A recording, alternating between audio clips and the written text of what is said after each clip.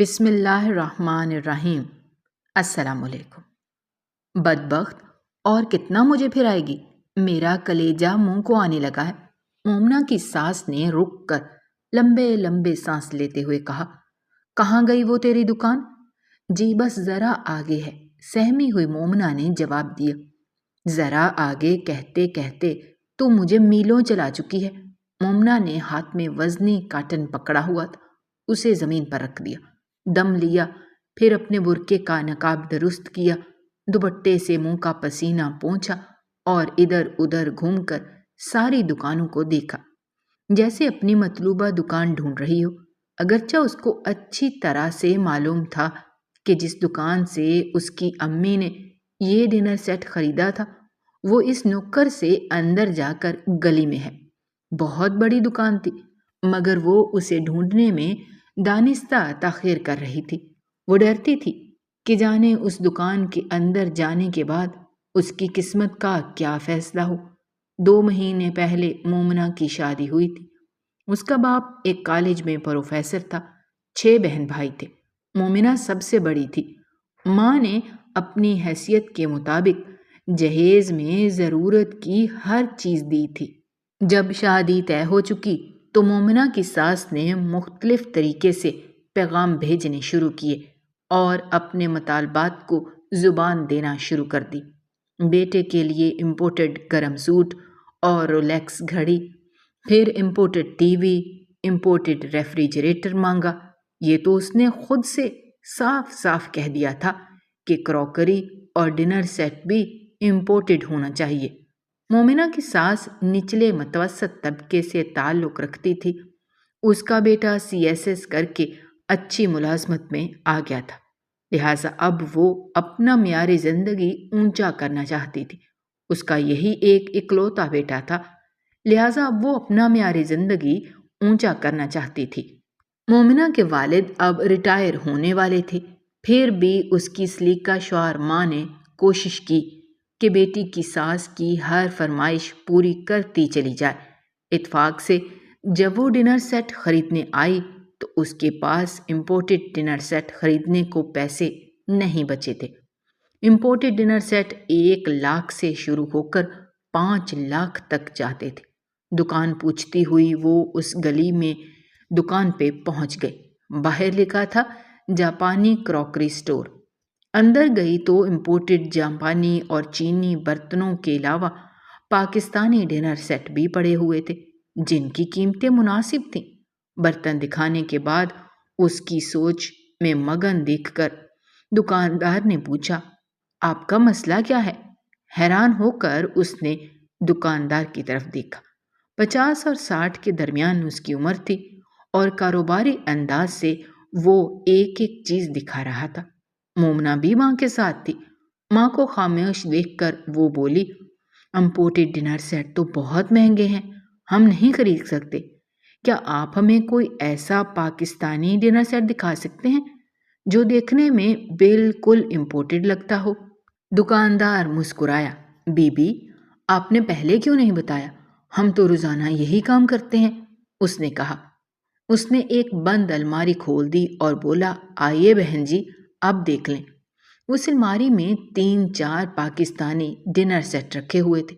وہ ان جاپانی سیٹوں کی ہو بہو نقل تھے جو 2 لاکھ روپے مالیت کے تھے اور انہوں نے باہر شوکیس میں دیکھے تھے۔ مومنہ نے جلدی سے پلیٹ ہاتھ میں لے کر اس کو الٹ پلٹ کر دیکھا، پیچھے کچھ بھی نہیں لکھا ہوا تھا۔ دکاندار تحمل سے بولا کہ لوگ فرمائش کرتے ہیں کہ پاکستانی ڈنر سیٹ کے پیچھے میڈ ان پاکستانی نہ لکھوایا جائے، لیکن معیار میں یہ بالکل جاپانی سیٹ کے برابر ہیں، بے شک ساتھ ساتھ رکھ کے دیکھ لیں۔ وہ باہر سے جاپانی ڈنر سیٹ کی ایک پلیٹ اٹھا لایا اور دونوں برابر برابر رکھ دی۔ واقعی بالکل ایک سا ڈیزائن تھا، ذرا بھی اصلی اور نقلی میں فرق نہیں لگ رہا تھا۔ مومنہ نے MA کیا ہوا تھا، سمجھدار تھی، پورا سیٹ اٹھا کر ایک ایک چیز پر غور کر رہی تھی۔ پھر ماں سے بولی، امی جی یہ ٹھیک ہے؟ ہاں ہے تو ٹھیک، ماں سوچتے ہوئے بولی۔ مگر پتہ نہیں اس کی قیمت کیا ہے۔ دکاندار بولا، آپ کے پاس کتنی گنجائش ہے، میں ویسا سیٹ آپ کو دکھا دوں؟ نہیں، سیٹ یہی مناسب ہے، قیمت بتا دیں پلیز۔ مومنہ بولی، پورے مکمل سیٹ کی قیمت تو 50,000 روپے ہے، اگر اس میں سے کچھ پیس کم کر دیے جائیں تو قیمت اور بھی کم ہو جائے گی۔ 50,000؟ اس کی ماں حیرت سے بولی، آپ فیصلہ کر لیں، میں کچھ اور کم کر دوں گا۔ آپ تو دیکھ چکی ہیں، جاپانی سیٹ 2 لاکھ روپے کا تھا، اگر ہم کچھ پیسز کم کروائے بغیر لیں تو آپ کتنی رائے دیں گے؟ مومنہ بولی، میں آپ کو 45,000 میں دے دوں گا۔ دکاندار نے جواب دیا، ٹھیک ہے، ہم گھر جا کر فیصلہ کر لیتے ہیں۔ مومنہ کی امی نے کہا، نہیں بہن، ابھی فیصلہ کر لیں، چیزیں پڑی نہیں رہتی، بک جاتی ہیں۔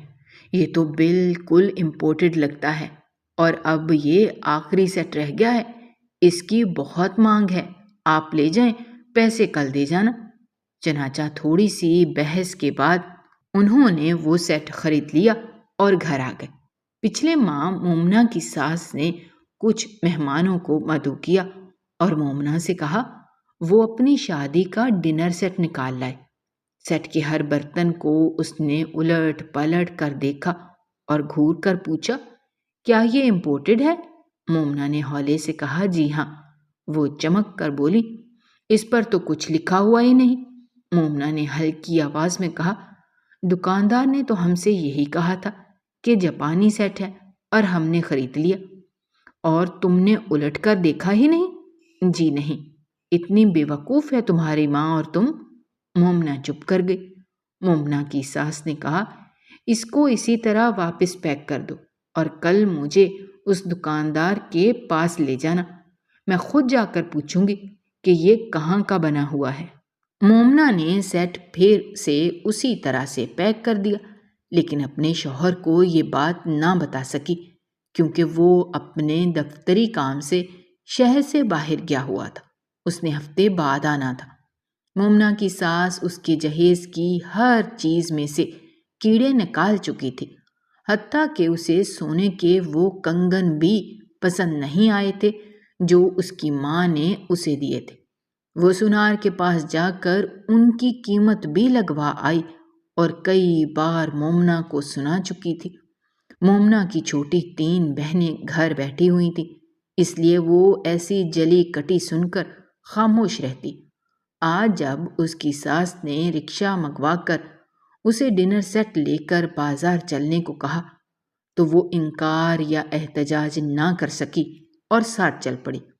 گو کہ اس نے دکان ڈھونڈنے میں کافی دیر لگائی، تاہم اسے دکان ڈھونڈنا ہی پڑی۔ وہ مشکل اتنا بھاری ڈبہ اٹھا کر جب وہ اندر داخل ہوئی تو کاؤنٹر پر ایک جوان لڑکا بیٹھا تھا۔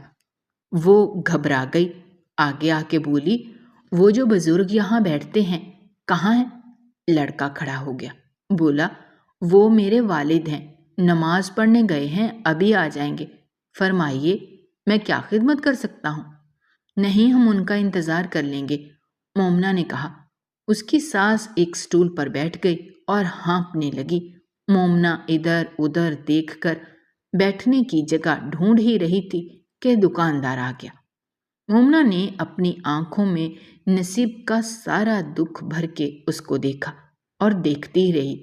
وہ بھی حیران ہو کر برقع پوش لڑکی کو دیکھنے لگا، پھر سٹول پہ بیٹھی اس کی ساس کو دیکھا اور آگے آ گیا۔ جی فرمائیے، ساس کے پاس آ کر بولا۔